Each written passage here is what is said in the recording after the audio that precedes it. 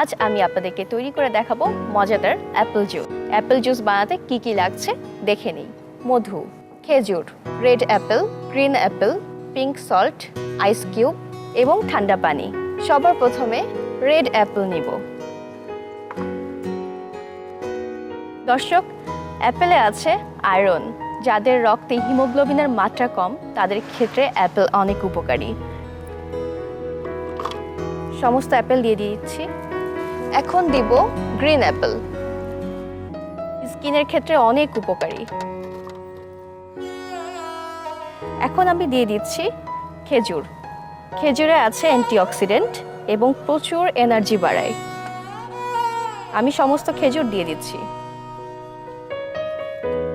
এখন আমি দিয়ে দিচ্ছি আইস কিউব। কিছু আইস কিউব দিয়ে দিব এবং কিছু আইস কিউব গার্নিশিং এর সময় রাখবো। এখন দিয়ে দিচ্ছি সামান্য পরিমাণে পিঙ্ক সল্ট।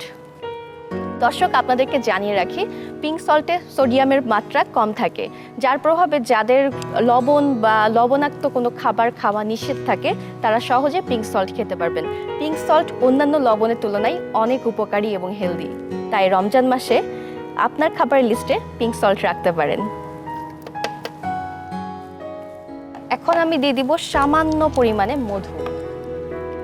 মধুতে আছে অ্যান্টিঅক্সিডেন্ট যা রোগ প্রতিরোধ ক্ষমতা বাড়ায় এবং এতে থাকা জিঙ্ক মুখে রুচি বাড়াতে সাহায্য করে। মধুতে প্রচুর এনার্জি থাকে। এখন আমি 1 গ্লাস পরিমাণ পানি দিয়ে নিব। দর্শক, আমার হাতে যে জগটি দেখতে পাচ্ছেন সেটি হলো আরএফএল জুস জগ। এটি 100% ফুড গ্রেড ম্যাটেরিয়াল দিয়ে তৈরি এবং সম্পূর্ণ বিপিএ ফ্রি হওয়ায় খুব সহজেই আপনি গরম পানি, ঠান্ডা পানি অথবা জুস এই জগে সংরক্ষণ করতে পারবেন এবং এই জগ পরিষ্কার করতেও অনেক সহজ। তাহলে 1 গ্লাস পরিমাণ দিয়ে দিচ্ছি। যেহেতু অনেক কিছু দিয়েছি তাই 6 বার ব্লেন্ডার মেশিনে ব্লেন্ড করব।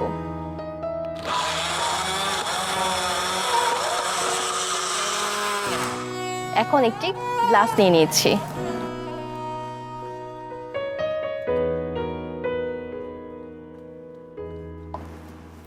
এই গ্লাসে রেখে দিচ্ছি কিছু আইস কিউব।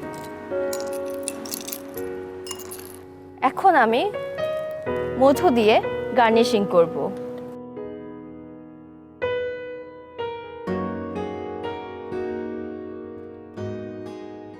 এখন আমি অ্যাপেল জুস ব্লেন্ডার মেশিন থেকে ঢেলে নিচ্ছি।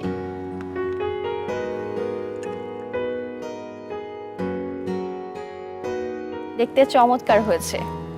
অনেক সময় দেখা যায় যে বাচ্চারা অ্যাপেল খেতে চায় না বা কোনো প্রকারের ফল খেতে চায় না।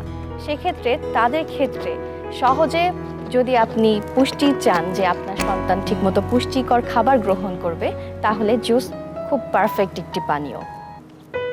এখন স্ট্র দিয়ে দিব। দেখে নিলেন, খুব সহজেই তৈরি হয়ে গেল মজাদার পুষ্টিকর ঝটপট এই রেসিপি অ্যাপেল জুস। সো আর দেরি না করে ঝটপট বানিয়ে ফেলুন এই রেসিপি এবং পরিবেশন করুন আপনার ইফতার টেবিলে পরিবারের সকল সদস্যের সাথে। দর্শক, আপনারা এতক্ষণ দেখছিলেন শরবত সমাহার অনুষ্ঠান। আগামীকাল নতুন রেসিপি নিয়ে একই সময়ে আপনাদের সামনে আবারও হাজির হব। ততক্ষণ পর্যন্ত সবাই ভালো থাকুন, সুস্থ থাকুন এবং দীপ্ত টিভির সাথে থাকুন। আল্লাহ হাফেজ।